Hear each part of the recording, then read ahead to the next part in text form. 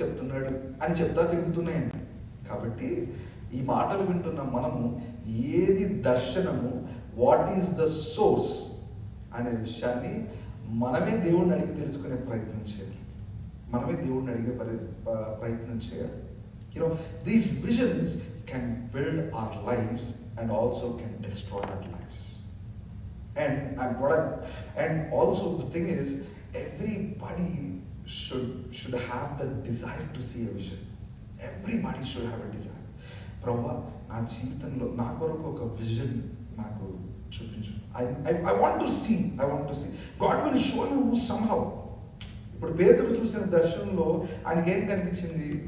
ఆకాశం నుండి రాళ్ళు పక్కలా పట్టుకొని కొన్ని సకల జీవరాశులు, జంతువులు అందులో ఉన్నాయి. That is a vision. That's what God might show you something like that. But God told him, God gave him an answer. So when you ask for a vision, God will definitely help you to show that. God will definitely through His Spirit will show you a vision for your life.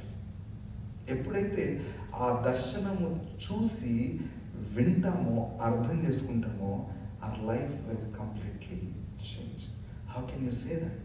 అని అంటే ఒక్క వ్యక్తి జీవితాన్ని చూద్దాం.